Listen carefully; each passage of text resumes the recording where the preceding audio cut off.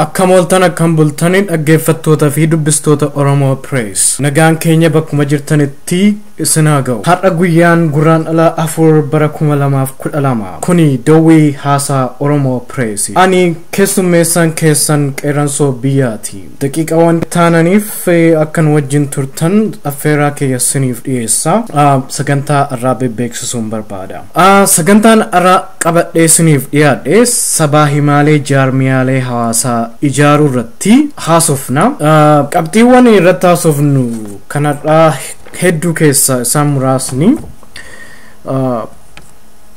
tokko waa'ee Sabaahimalee Oromoo haaraa yookaan immoo isaan nu miidiyaa teknoolojii isaan haaraa odeeffannootti daddabarsuuf namoota itti fayyadaman kanneen tuqoo yaallaa lammaffaa irratti meeshaaleen kun walitti dhufeenya hawaasaa uummataa fi akkasumas namoota dhuunfaa keessatti gahee isaan qabanii haga tokko laaluu yaallaa. Sadaffaa irratti gaazexeessitoonni Oromoo maalirraa akka jiran baqatanii warri biyya jiranis akkasumas warri bakka adda addaatti argaman maalirra jiru isa jedhu. Sadaffaa wanti amma jaarmiyaalee miidiyaalee yookaan immoo Sabaahimalee Oromoota kan addunyaa Idil-Addunyaa irratti argamu irratti xiyyeeffatamu hedduun siyaasa Mataduree yeroo baay'ee siyaasuma qofa haasa'uu qabna inni jedhu si qabxii haasaa keenya har'aati. Qabxii afuraffaan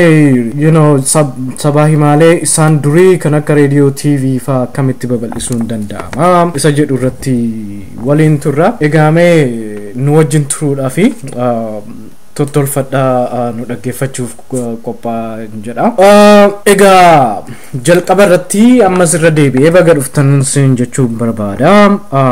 Wanti bara kana keessa hubachaa jirru akka itti dhalli namaa itti walii galu jijjiiramaa deemuusaa sadarkaa addunyaatti, sadarkaa Afrikaatti, sadarkaa biyya keenyaatti, sadarkaa biyya itti baqannee jirru, sadarkaa manneen barnootaatti, sadarkaa manneen hojiitti wanta adda addaa jijjiiramee akka itti dhalli namaa itti walii galu geeddaramuusaa beekamaadha.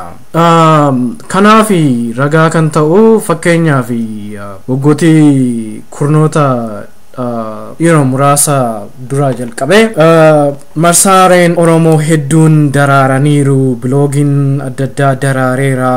Ergaan yuutuubii adda addaa daraaraa jira. Akkasumas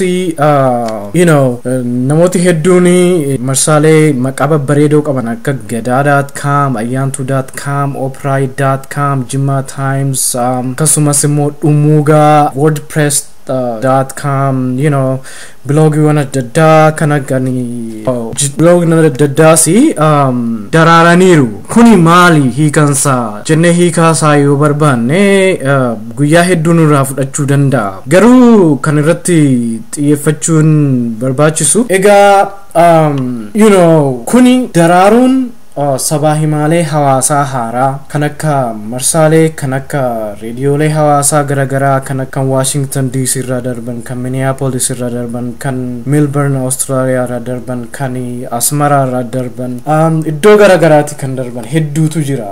Maaltu ta'aa jira? Waa baay'ee haasofnaa, waa baay'eetu haasa'amaa jira. Wanti haasa'amu kuni maal inni hiikaansaa maalii?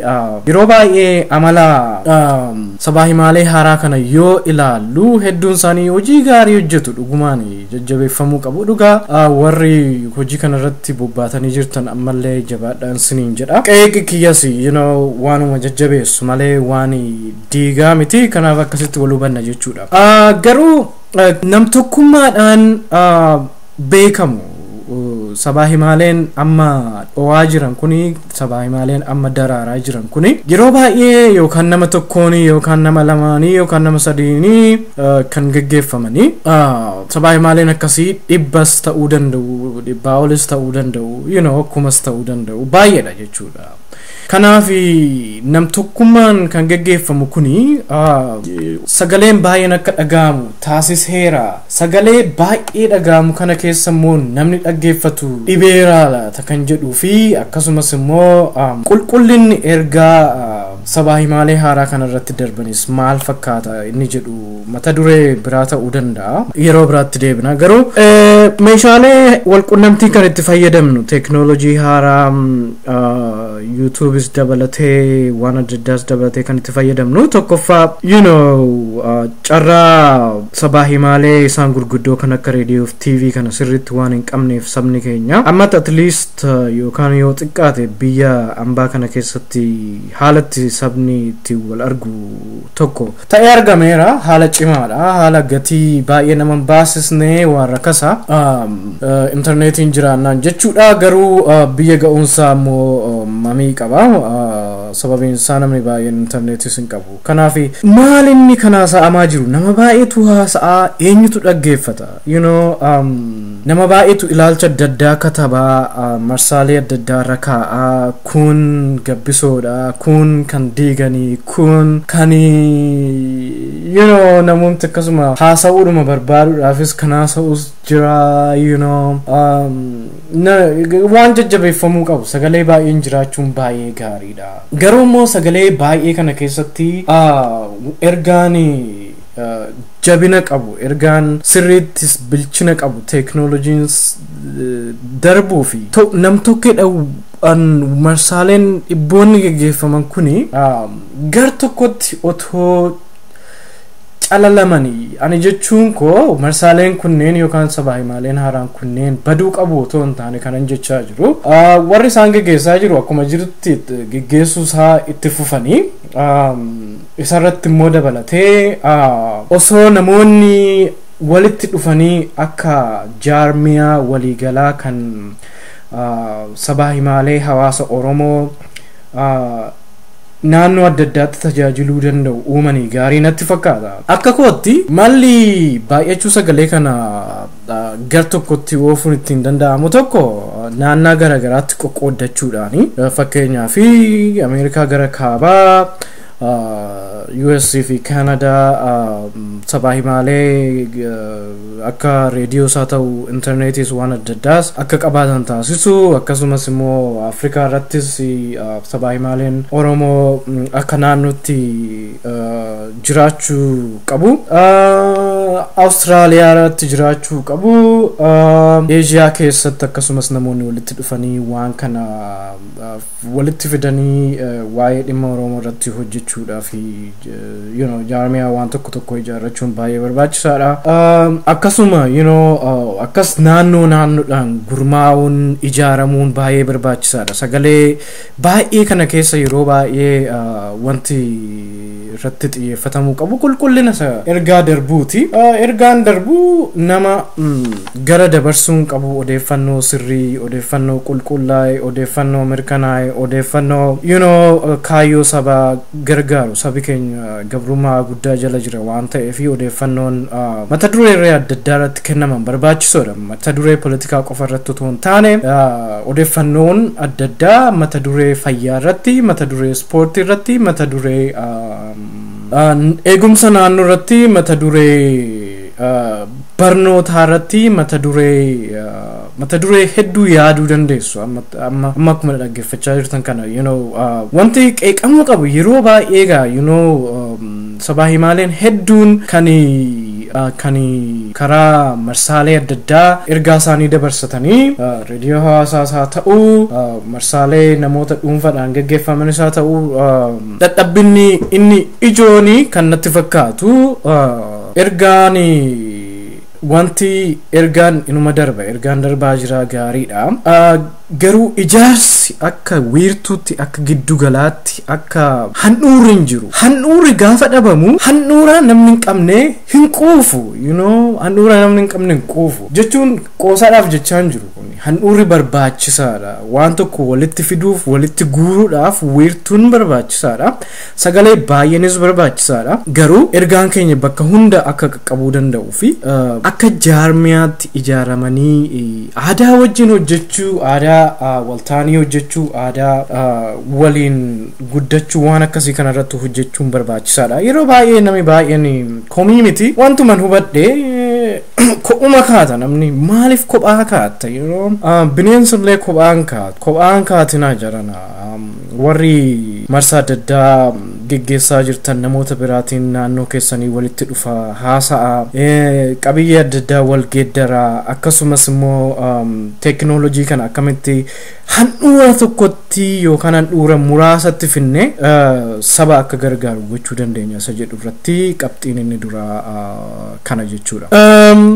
Kanaaf maqaalee babbareedoo kana tiksuu qabna gaariidha waan achieve goone waan argamsiisne waan namni itti dadhabee hojjetu wanti kun ufumaaf adeemsisaan jiru akkasuma gara hawaasaarraa immoo namni kaka'umsa akkasii gaafa agarsiisu keessuma namoonni yoo ka walitti dhufuu danda'an yoo ta'e fakkeenyaaf seefana balbal reediyoo ta'uu danda'a reediyoo hawaasaa adda addaa ta'uu danda'a namni horii buusee jaarmiyaalee akkasii jajjabeessuu irratti hojii hojjechuu qaba. Sababiin isaa horii yoon baasu ta'ee wanti ati argattu wanta ati walabaan argattu qulqullinni isaa dhugaa dubbachuu booraa ta'a waan wal makaa waan namoonni yeroo baay'ee otoo mirkaneeffatiin dabarsan waan odeeffannoo hin taane ta'a jechuudha. Kanaaf jaarmiyaaleen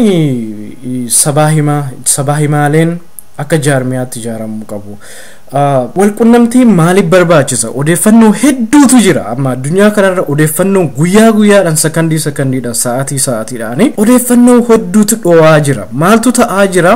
Odeeffannoo darbaa jiru kana jala bu'uu iyyuu hin dandeenye hedduudha jechuudha. Kanaaf odeeffannoon wanti nama gargaaru tokko waan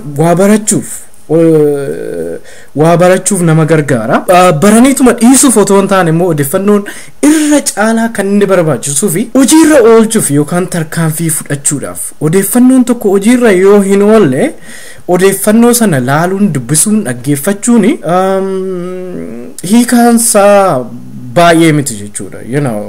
Muuziqaan tokko kan sirbamu weelluun tokko kan sirbamu namni tokko ittiin gammaduu fi waan adda addaa yookaan ergaa politikaa ittiin dabarsachuu fi ergaa qaba jechuudha. Namni wanta hojjetu ergaan suni hojiirra ooluuf namoota walitti fidee yookaan immoo tarkaanfii waloo namni akka fudhatu gochuudhaaf odeeffannoo murteessaadha. Kanaaf handhuurri haa dhabamu malee fuulduratti deemuun inuma jira. Qabxii gara isa lammaffaatti sangeessaa akkuma beekamu dhiibbaa pireesii yookaan immoo Sabaahimaalee Oromoo irratti biyya impaayera Itoophiyaa keessatti ta'urra kan ka'e gaazexeessitoonni hedduun beekamoon hangafoonni kan akka gaazexaa Seefana Balbaalfaa warri baasaa turan faa biyya baqataniiru kan akka Urjii faa biyya baqataniiru jaarmiyaaleen sunneen jarri sun erga badanii booda jaarmiyaan sunis akkasumatti badee kuun isaanii deddeebisanii waa hojjechuu yaalaa jiru garuu hawaasi duukaa bu'ee deeggaraa hin jiru waan ta'eef akkasuma dhadhaba hafan jechuudha. Kanaaf gaazexeessitoota hedduutu jira.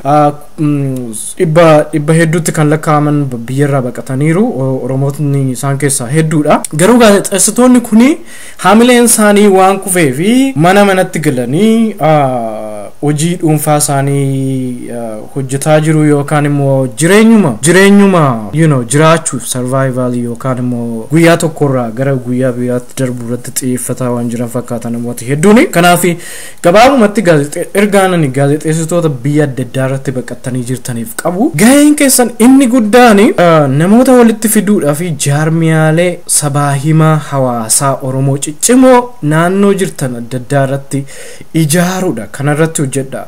Kanaaf yeroo baay'ee namni illee baga gammadde yeroo kee gubdee waan kana hojjetaa jirtaa galatoomillee siin jechuu baatu namarraan eegini fuulduratti waan hawaasaaf ta'u hojjedhu bakka jirtutti ergaa jedhuun si dabarsaa jira. Sadaffaa irratti qabiyyee inni jedhu suni baay'ee murteessaadha. Amma laal sagalee baay'ee tura addunyaa kana keessa sagalee biliyoonii hedduutu dhaga'amaa jira nama baay'ee taasa'aa jira namni dhaggeeffatu hin jiru. Gara Oromootiin illee rakkoon akkasii kun mul'achaa jira keessumaayyuu gara siyaasaatiin nama baay'eetu ol ba'ee ibsa ejjennoo adda addaa baasaa, ol ba'ee dhaaba politikaa of godhaa, ol ba'ee waan adda addaa of godha ofumaaf of muudee, ofumaaf of buusee, ofumaaf nama abaaree, nama arrabsee waan adda addaa namni hojjetu hedduutu jira amma bara kana keessa jechuudha. Kuni Oromoo qofa biratti otoo hin taane rakkoo bara kanaati, rakkoo baraneeti waan ta'eef waan akkas bada nama dhiphisu miti. Garuu ergaa irratti wanti ani argaa jiru tokko ergaawwan darbanii almost mataan keenya baay'ee waan dhiphate natti fakkaata. Rakkoon Oromoo irra hedduutu jira. Eeyyeen dhugaadha, Oromoon cunqurfameera. Jaarraa hedduuf cunqurfamee jira, ammas cunqurfamaa jira. Garuu odeeffannoon darbaa jiru odeeffannoo siyaasaa qofa ta'ee hafe. Uummati keenya odeeffannoo siyaasni damee odeeffannoo isa tokkodha. Odeeffannoon waan adda addaa irratti hedduutu jira. Odeeffannoo waa'ee qonnaa, odeeffannoo waa'ee dinagdee, odeeffannoo waa'ee fayyaa waan adda addaa of keessaa qaba, of jalatti qaba. Waan akkasii kana ergaanani marsaalee adda addaatiif dabarsuu barbaadu haga danda'ameef ergaawwan darban odeeffannoo darbaniif Mataduree irratti darban babal'ifachuun barbaachisaadha jechuun baay'ina Mataduree qabaachuun baay'ee jabina. Maal ta'ani jarri kun yeroo hundumaa waa'eedhuma politikaa haasa'u garaagarummaan qabu yookaan immoo filannoo hedduun qabu jechuudha namni baay'een. Namni filannoo adda addaa qaba, namni baay'een politikaa Oromoos yoo deeggara garuu waan odeeffannoo barbaada. Namni sadarkaa garaagaraa jira, namni garaagaraa namoonni tokko dhibamanii dhibee isaanii irratti odeeffannoo barbaaduu danda'u. Namoonni tokko akkamitti akka mala haaraadhaan qotuu danda'an irratti odeeffannoo barbaaduu danda'u. Namoonni kun immoo teeknooloojii haaraa irratti odeeffannoo barbaaduu danda'u. Namoonni kun immoo jaalala irratti odeeffannoo barbaaduu danda'u. Namoonni kun immoo sirba irratti odeeffannoo barbaadu. Namni odeeffannoo adda addaa barbaada. Garuu odeeffannoon Sabaahimaaleen Oromoo amma uummataaf kennaa jiranii murtaa'oodha. Politikaa irratti qofa kan xiyyeeffatanii. Dubbiin dinagdee gatameera. Waa'ee dinagdee namni baay'een hin haasa'u. Dinagdeen baay'ee murteessaadha. Wanti sabi tokko qabsaa'uuf inni guddaan keessaa inni tokko dinagdeedha. Namni iyyummaa gabrummaan wanti inni ittiin beekamu tokko iyyummaadha. Iyyummaan suni dinagdeedhaan namooti as ba'anii dubbachuu qabu. Warri keessumaayyuu ogeeyyii ofiin jennu warri iddoo adda addaa jirru as baanee dubbachuu yeroo ani ana sana as bahee dubbachaa jiruuf amma ani of promote gochuudhaaf yookaan of guddisuuf otoo hin taane saba kiyyaa fi quuqama waanan qabuu fi waanan beeku xiqqoo isaa taatu guddaa isaa ta'u qooduun odeeffannoo waliif qooduun waan beekan waliif qooduun muuxannoo waliin qooduun waan keessa darbinu waliif qooduun akka guddannu nu godha. Yoo waliin qoonne ta'ee namni hundumtu karaa isaarra kan kaatu ta'e Jaamadhuma taana jechuudha. Jaamadhuma dukkana keessa nama ija dunuunfatee dukkana yookaan nama dukkana keessa kaatu fakkaana. Akkas ta'uun qabu. Odeeffannoo walaa geeddaruu muuxannoo keenya irratti hin jedha. Qabxii inni taanu Sabaahimaaleen gara internetii, biloogii, reediyoo hawaasaa adda addaa geggeeffaman hedduun dhibboota hedduutti lakkaa'aman. Kuni gara tokkotti dhufuu qabu jenneerra. Gara tokkotti dhufuu qofa otoo hin taane haala haaraadhaan fakkeenyaa fi haala odeeffannoon kun hawaasa baqataa qofa, hawaasa biyya alaa keessa jiru qofa, daayasporaa keessa jiru qofa otoo hin taane hawaasa Oromoo baadiyyaa isa fagoo, baadiyyaa isa bilbilli ittiin jirre bakka reediyoon jirutti namni odeeffannoo argachuu qaba. Wanti inni goonu milkaa'uu kan danda'u yoo hawaasa isa guddaa gadi seenne. Fakkeenyaaf hojiiwwan adda addaa fakkeenyaaf Gaandiin fa'aa hojjetaa turan keessaa yeroo sanatti uummanni biyya Hindii miliyoona 300 ture. Uummati Gaandiin yeroo sana itti qaqqabuu danda'e uummata muraasa.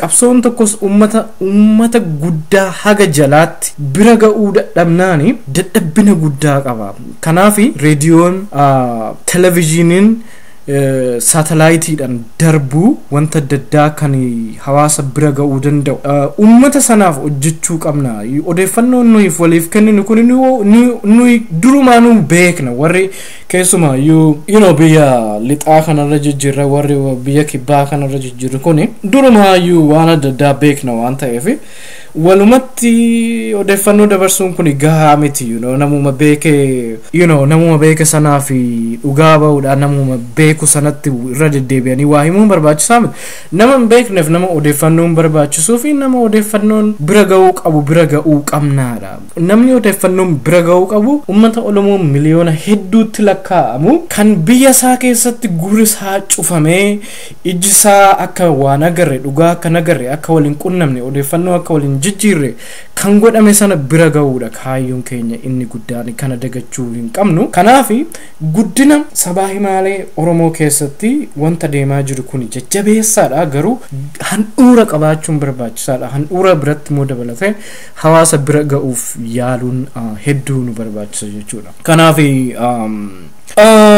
odeeffannoon akkanatti ilaaluu dandeenya odeeffannoon akkatti fi odeeffannoon fi teeknooloojiin odeeffannoon ittiin darbu yookaan Sabaahimaaleen odeeffannoon ittiin darbu hedduun akka dhiiga saba ujummoo saba tokko keessa yaa'utti ilaalamuu danda'a akka dhiiga ujummoo saba tokko keessa yaa'utti ilaalamuu danda'a dhiigni hojiinsaa onnee sochoosuudha onneen akka hojjetu qaamni hundi akka hojjetu gochuudha odeeffannoon nuyi sabaaf kenninu akka onneen ummata keenyaa socho'u akka jiruuf jireenyi ummata keenyaa dammaqu odeeffannoo Mataduree adda addaa irratti namni argatee akka hojiirra oolchu kennuun barbaachisaadha kanaaf handhuura tokko qabaachuun tokkollee hin jedhu tokko jechuun baay'ee nama dhibe bara kana keessa garuu yoollee bakka tokkotti illee fiduu dadhabne naannoo irratti jaarmiyaaleen Sabaahimaa Oromoo adda addaa ijaaramuu danda'u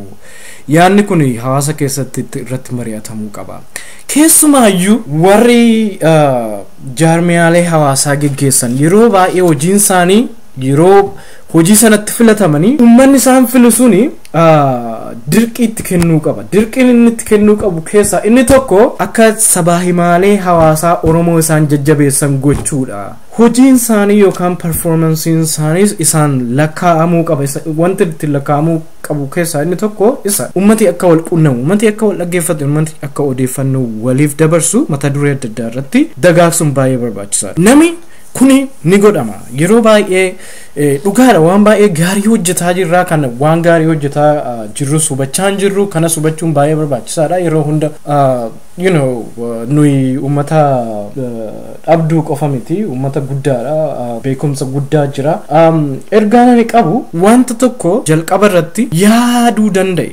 yaaduu dandeenyaanis sabi tokko yaaduu dandeenya namni tokko yaaduu dandeenyaani ittaansemo waan yaade sanatti amannaan ittaansemo waan ittamane sana hojiirra oolchinaan hojiin hojjetame jechuudha wanti haaraan hin jiru biyya lafaa kanarra yookaan lafarra wanti jiru kun hundumtuu kan caccalaqqisee babbareedee mul'atu kun hunduu tarkaanfii namootni godhaniin walitti dhufuudhaan kophaatti waa yaadanii waan yaadan sanatti immoo amananii waan itti amanan sana immoo hojiirra waan oolchanii waan addaa miti wanta addaa kan uumame akkasiin uumame jechuudha namarraa eeguu hin qabnu yeroo baay'ee aadaan namarraa eeguu baay'ee duubatti nu hambisaa kanaaf sagantaan har'aaf qabu kanuma yaada noi ani kanaan sun keessummeesse qeerransoo biyyaati kuni sagantaa Doowwii Haasaa Oromoo Press yaada yoo qabaattan oromopress@gmail.com jedhanuuf ergaadha yaada keessan siniif dubbisnaa yookaan immoo marsaa irratti akka siniif ba'u goona jechuudha waan dhaggeeffattaniif galatooma fuulduratti haasaan akkasii akka babal'ateetti fufuu fi namoonni adda addaas akka dhiyaatanii akkuma teeknooloojiin heeyyameeni itti fufuu irratti hojjenna hagasitti nagaa ta'a galatoomaa guddaa fayyaa ta'a nagaa ta'a